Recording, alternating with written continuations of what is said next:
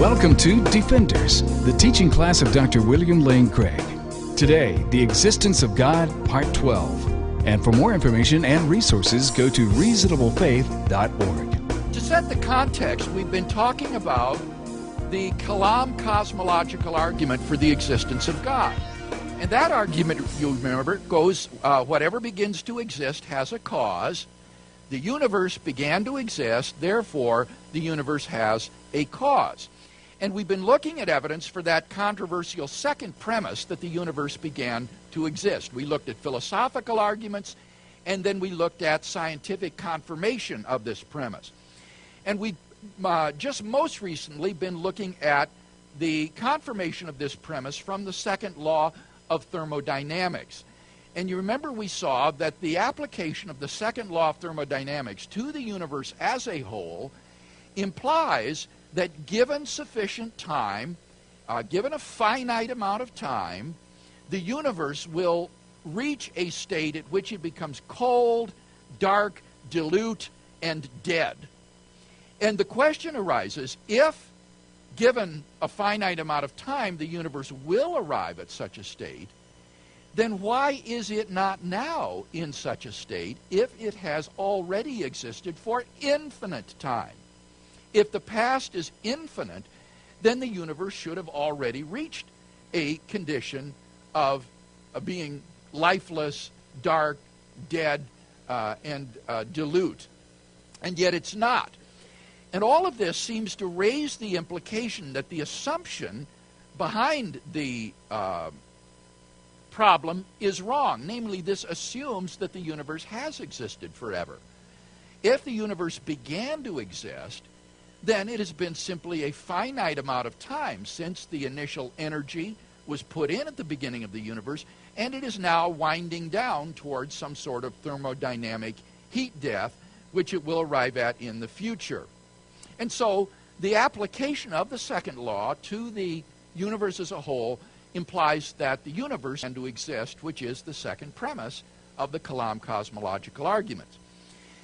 Now, of course, attempts have been made to try to avoid the beginning of the universe, which is implied by the second law. But so far, none of these has been successful in avoiding the beginning of the universe at some time in the finite past.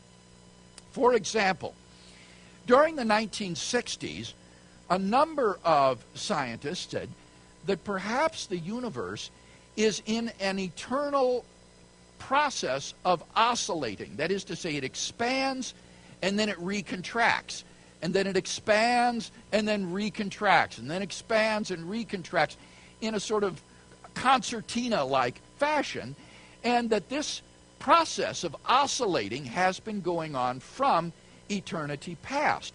So that if you were to trace the history of the universe back in time, it would look like a series of humps which represent the cycles of expansion and contraction going back in time. The vertical axis is space, and then the horizontal axis here is time. And in this way, the beginning of the universe would be avoided. Ironically, however, the thermodynamic properties of the universe implies the very beginning of the universe that these theorists thought to avoid. For it's been shown that entropy, or thermodynamic disorder, is conserved from cycle to cycle. That is to say, the energy is not completely recycled each time it contracts and expands again. Rather, any thermodynamic disorder that accumulated in one cycle is pulled through to the second, where it accumulates even further and then pulled through to the one following that. So that over time, the thermodynamic disorder will continue to accumulate from cycle to cycle. Now, this has a very interesting effect upon the behavior of an oscillating model. This entropy accumulation causes each cycle to be larger than the cycle before it and to have a longer duration. So that as you trace the expansions back in time, they would get smaller and smaller and smaller until one comes to a first oscillation and an absolute beginning of the universe. So that ironically, the thermodynamic properties of the oscillating model implied the very beginning that its proponents sought to avoid. In fact, since entropy is accumulating from cycle to cycle, if the past were infinite, you would have an infinite amount of entropy in the universe. But astronomers have estimated, on the basis of current entropy levels in the universe, that even if the universe were oscillating, it could not have gone through more than 100 previous oscillations before you reach the first oscillation, the absolute beginning of the universe. Any questions or comments that you would have about oscillating models and the attempt to avoid the beginning? Yes, there's a question over here, and we're going to get a microphone to you so we can all hear your question. Well, the last few Scientific Americans have had some kind of variant on this where they've talked about some kind of convergence, or which again is problematic from our point of view, and then also talked about a big bounce where you accumulate density and then it repulses, much like if you put poles of the same poles of two magnets together. But it seems to me variance on oscillation. It sounds like it. I have not read those specific articles, but one of the other problems with the oscillating models that I didn't even mention is that heretofore there hasn't been any known physics that would cause a recontracting universe to bounce back to a new expansion. The physics seem to predict that it would just collapse into a black hole from which it would never reemerge. And so physicists are looking for some sort of mechanism that would cause this sort of oscillatory behavior. But what this argument shows is that even if this were possible for the universe to be oscillating, the thermodynamic properties imply that it still has to have a beginning to the process. Yes, Cindy. Wait, let's get the mic here so we can all hear your comment. Being that I never took physics, when you mentioned that the energy is not always reserved going from one cycle to another, correct? What I said was that the energy isn't completely recycled in the sense that you begin with a new low entropy level. It's not as though, say, entropy builds up to a certain quantity here, and then in the next cycle you start again with zero entropy all over again. What I'm saying is that whatever accumulates in the first cycle gets passed through to the second. And this is called the conservation of entropy from cycle to cycle. And why would that cause it to be? The effect of this increased entropy is that each cycle will be longer than the previous one, and the radius will be greater of the expansion. And so that causes this behavior of diminishing cycles as you go back in time. I'll take your word for it. Thank you. Okay. Yes, Dennis? Wouldn't this make it, for an atheist, less probable that if there had been many previous cycles, that the universe could arise again each time from purely natural processes? I mean, if it's like created and destroyed, how is it? We already say it's improbable that the universe could have risen from natural processes, that God had to have created the universe. Doesn't this make it even more implausible that the universe could arise without God? I think, Dennis, what you're raising here is the question of the fine-tuning of the universe for life. And one of the problems with this oscillating model is that in order to get a universe that would oscillate from eternity like this, so that each cycle would be exactly similar to the predecessor, it involves a kind of infinitely precise fine-tuning of initial conditions in order for this to take place. Moreover, this fine-tuning would have to be of a very extraordinary sort because it would have to be set at infinity past, which is kind of crazy. How can you have initial conditions be set at past infinity? So the model, even on its face, involves a really, really bizarre form of fine-tuning in order to have a cyclical behavior like this that would allow universes to exist each time that would be characterized by observers like us. Okay. So how popular is that model among cosmologists? Well, according to Stephen Hawking, this was popular back in the 1960s, especially among Russian physicists. But with the enunciation of the Hawking-Penrose singularity theorems, it fell into disfavor, because what those theorems showed is that any universe collapsing toward a singularity simply ends at that point. There's no way to bounce back. Now, as the one fellow mentioned, in recent days there have been some attempts to resuscitate oscillatory models by figuring ways to avoid collapse down to a singularity, to try to have the universe bounce back before it reaches a singular state.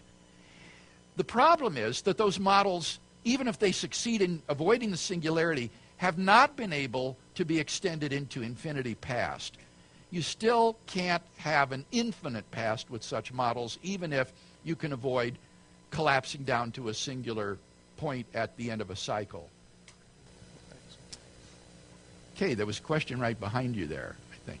Yes? I was going to ask, what could I point someone to who is questioning whether or not entropy is conserved between cycles? Well, if you look at the article in the Blackwell Companion to Natural Theology, it's extensively footnoted with the scientific literature. And so I would recommend looking at that. Also, this is really a very well-known feature of these models. This isn't some esoteric fact. This has been known for just decades that entropy is conserved. But you could look at the literature that's footnoted there. I may have it in Reasonable Faith as well. You look at the footnotes there. All right, any other comment or question on this first point? Just a quick one. When you first started talking here, before you drew your chart and started talking about complete oscillation, I envisioned just the pulsing. Just what? Pulsing, like a heartbeat. Uh-huh. Expanding, contracting, but not to the extreme of an endpoint. Well, that gets into what I was just talking about. The Hawking-Penrose singularity theorem showed that a universe which is under gravitational self-collapse just goes right down to a singularity, like a black hole. It just collapses down to a boundary point. Now, by exploiting quantum theories of gravity and trying to marry those with general relativity, scientists are trying to show how you could have maybe what you would call a pulsating model, where the universe wouldn't collapse all the way down to a singularity, but you could get through to some prior state. But as I say, the difficulty is these models still can't be extended to infinity past. So even if the universe didn't begin with a singular state, as in the standard model, the problem of extrapolating it to infinity remains, which is the real issue. I think that's important to understand. The real issue here is not whether the universe had a beginning in a singular point. The issue is whether the universe began to exist. And whether its beginning was singular, as in the point of a cone, where you have a singular point, or whether it's non-singular, as in, say, the Hartle-Hawking model, where it's rounded off at the beginning. In either case, the past is still finite, not infinite. And that's what the second premise of the argument is. Not that the universe began at a singular point, but that the universe began to exist. So don't be misled by folks who say, oh, well, the singularity may not have been real. The singularity is just an artifact of the standard Friedmann-Lemaitre model, but we can adopt theories of the universe that avoid the singularity. That's not really the issue. The issue is, did the universe begin to exist? Is the past finite or infinite? Not, was the beginning point or beginning state a singular state or not? And by a singular state, one means a state at which space-time curvature, density, temperature become infinite. That's what one means by that. It would be like this point of a cone. All right, any other comment on that first attempt to avoid the beginning? All right, well, let me then talk about another more recent attempt to avoid the beginning of the universe, and that would be by saying that our universe is not, in fact, the entire universe. Our universe is just a pocket universe, which is part of a much wider reality, sometimes called the multiverse. So, our universe is just a bubble in a sea of similar bubbles, and each of these is expanding, as well as the sea of energy in which these bubbles exist. So, our universe has a beginning, but that doesn't mean that the multiverse as a whole has a beginning. The multiverse as a whole can still be eternal and infinite in the past. And the second law of thermodynamics, it would be claimed, only applies to our bubble universe, not to the whole universe, the multiverse as a whole. Well, whether or not the second law of thermodynamics applies to the multiverse as a whole, I think, is a moot point. That's a controversial point. If the second law does apply to the whole multiverse, then it implies that the multiverse itself must have a beginning and cannot have existed for infinite time.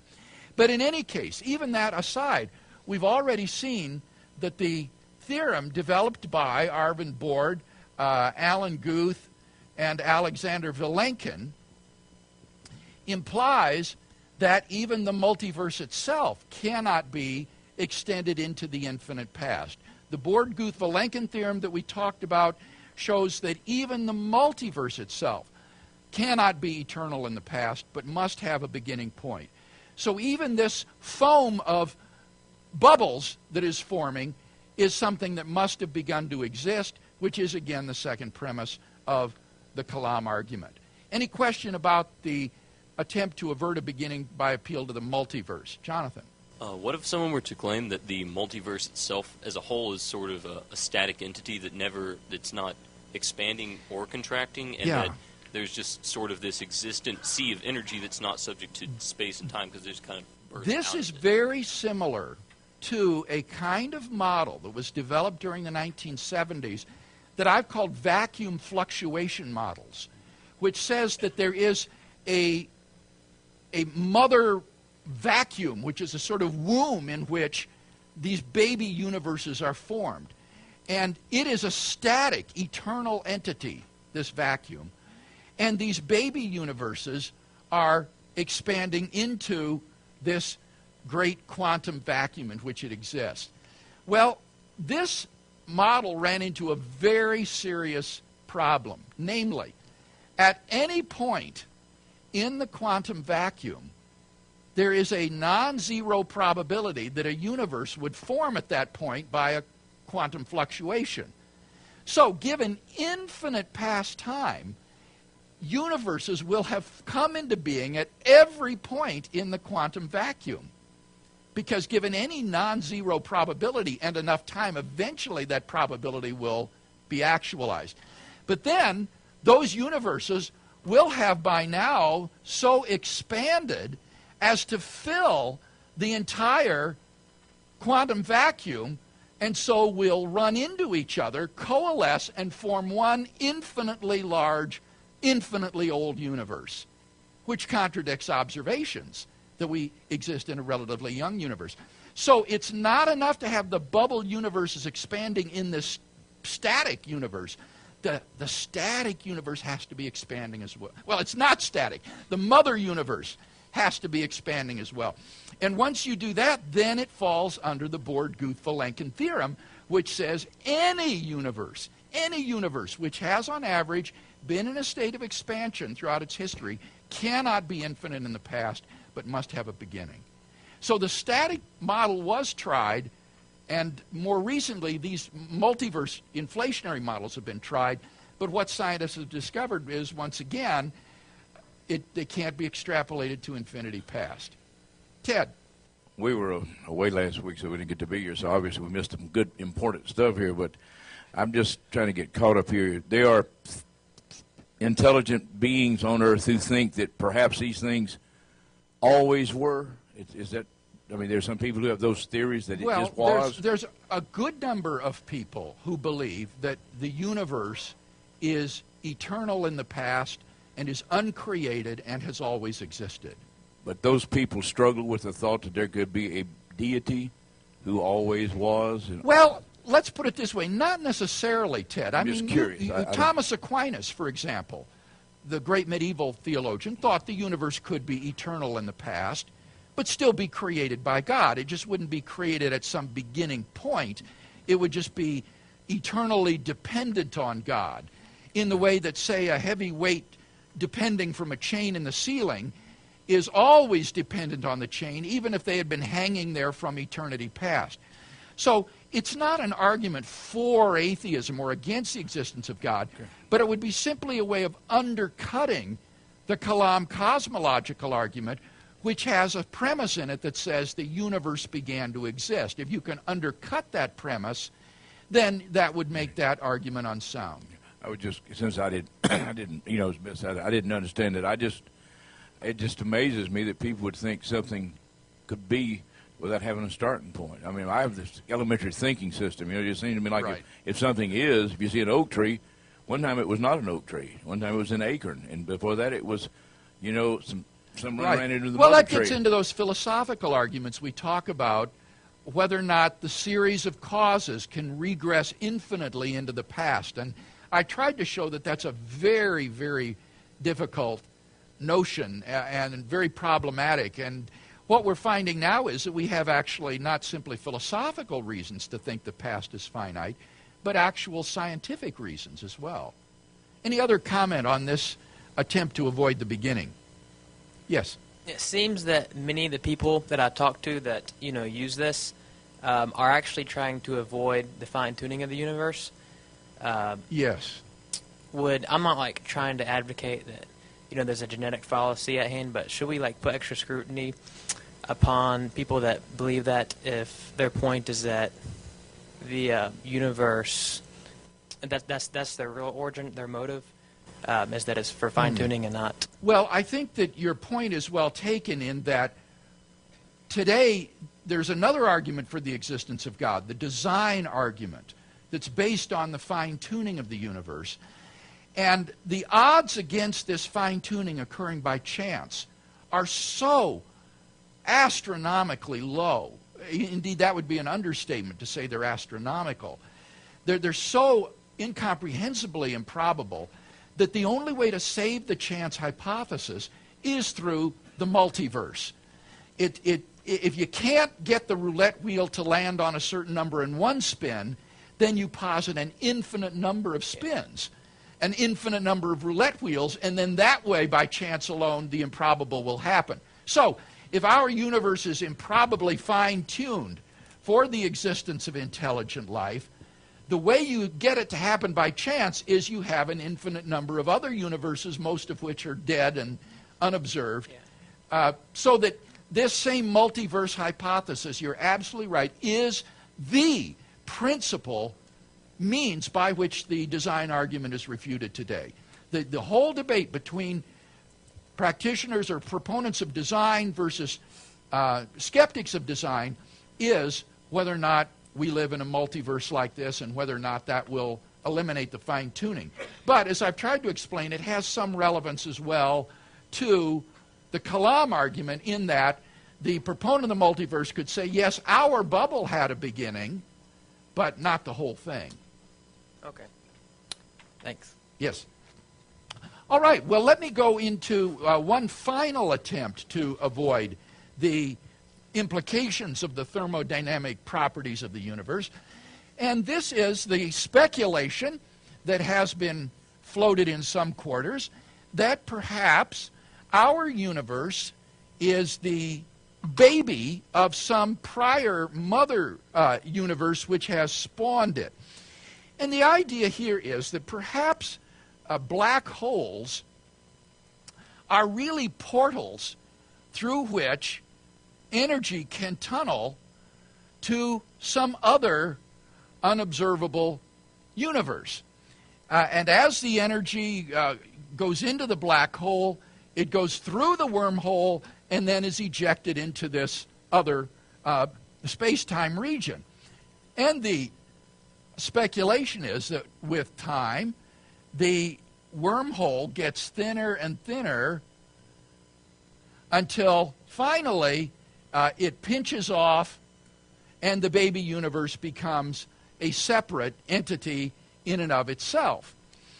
And the idea here might be, well, perhaps this process has been going on from eternity past, that our universe is simply the product of some prior universe, which was itself the product of some prior universe, and so on ad infinitum, so that the universe which began to exist is merely the product of an infinite series of prior universes, each spawning baby universes through black hole production. Well, could this scenario be extended into the infinite past to avoid the beginning? Well, sorry, it won't work. It's been shown to contradict the laws of subatomic physics or quantum physics. What physicists have discovered is that the information that goes into a black hole remains in our universe. It cannot escape our universe and go to another universe. So that this scenario postulating that this baby universe could pinch off and thereby isolate the information that went into the black hole into another world is physically impossible. This scenario was the subject of a bet between Stephen Hawking and an American physicist named James Preskill. Preskill held that this scenario is impossible, that it contradicts the laws of quantum physics, and Hawking was espousing this. And finally, Hawking, who was one of the last holdouts, admitted in 2004 that he had lost the bet. Offering his apologies to science fiction fans everywhere, Hawking admitted there is no baby universe branching off. The information remains solidly in our own universe. So once again, this attempt to avoid the beginning of the universe through very, very speculative cosmological conjectures was shown to be a failure. Any comment or question about this attempt to avoid the beginning? Yes, right here. Okay, Cindy. Given all these failed attempts to explain our universe and its beginning, where do cosmologists today hold their faith? What model, what idea? Are they still searching, or are there some credible model that is being considered as maybe no, the it's wide open, Cindy. There are all sorts of competing research programs to try to develop cosmological models of the beginning of the universe. Some of these will involve a beginning in the finite past. Others will be attempts to avoid the singular beginning and extrapolate back to a pre-Big Bang condition, for example. But as I say, none of them has succeeded in extrapolating back to infinity past so as to restore the eternal universe and avoid the prediction of the standard model that the universe began to exist. So is the Big Bang the current one that has yet to be sort of disproved and the one being taught in school, or where do students? Yeah, I think what one would say would be that the standard model is taught as describing accurately the history of the universe right back to very close to the beginning. But then before you get to that point, prior to that, remember what we talked about, the Planck time, then they would say we don't have a physics to describe that early region of the universe. And so we don't really know. We don't have a theory that will allow us to describe what it was like. And that is where, as I say, it's just wide open in all sorts of speculations and different models. But remember, as we shared earlier, the Born-Guth-Vilenkin theorem applies regardless of your physical description of that era. And the second law of thermodynamics, again, is a scientific theory that is in a field of science that is so well understood that it's almost a closed field of science, so that the prospects of avoiding or revising the second law in some way as to avoid the beginning are, I think, are pretty remote. Any other comments or questions on this? Yes, Claire. Let's get the mic here, Claire, so we can hear you. All right, Okay. 3 bubbles in the standard thing where it just keeps getting bigger. Okay, Finally right. runs together, okay? Okay. But what were you trying to explain right before that? Because that was kind of a alteration of the first one, and I didn't quite get the 3 bubbles just by themselves, what you were trying to explain. on All that right, one. if I understand your question, the second theory that I was talking about was the multiverse model that says our universe is just a bubble in an expanding, wider universe. And that while our bubble may have begun to exist, the whole universe didn't begin to exist. That's the second. The third one that we've just talked about here No, I'm not talking is about based that. upon black hole production of baby universes. No, I wasn't really talking about that one. I was talking about, just forget that picture, but the picture before that where you had 3 bubbles up there. Yes. And you said if the 3 bubbles are in a static situation, eventually they would just all grow together. Right, okay, yes. I got that. But before you even, I thought that was kind of an addendum to the first idea that you put up there where we had 3 bubbles, period.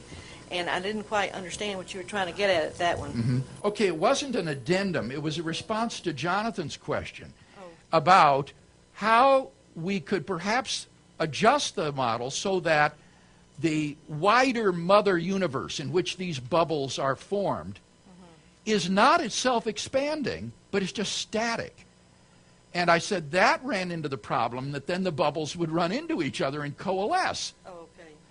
But if you make it expanding so that it expands more rapidly than the bubbles do, so the bubbles can't run into each other, which is the multiverse model. The vacuum is expanding so quickly that it outpaces even the expansion of the bubbles, so they can't coalesce. If you say that, then the Born-Guth-Vilenkin theorem applies to the multiverse, and you had to have a beginning. All right. So, in conclusion then to this section of the argument, the scientific evidence, I think, of thermodynamics confirms the conclusion that we already reached based on the expansion of the universe, that we have good grounds for believing that the universe began to exist. And this evidence is especially powerful because, as I say, the field of thermodynamics is so well understood, a field of science, that it's virtually a closed field. And that makes it highly unlikely that these findings are going to be eventually reversed. So then, on the basis of both philosophical argument and scientific evidence, I think we have good reason for thinking the second premise of the Kalam cosmological argument is true, that the universe began to exist. Now, in conjunction with the first premise that whatever begins to exist has a cause, the conclusion therefore follows with logical necessity, therefore the universe has a cause. And what we will now do in our next session is explore the theological implications of their existing a cause of the universe. And I think that we'll see a striking number of divine attributes can be deduced from a conceptual analysis of what it is to be a cause of the universe. So that will be our project next time. The copyright for the content of this recording is held by Dr. William Lane Craig. For more, go to reasonablefaith.org.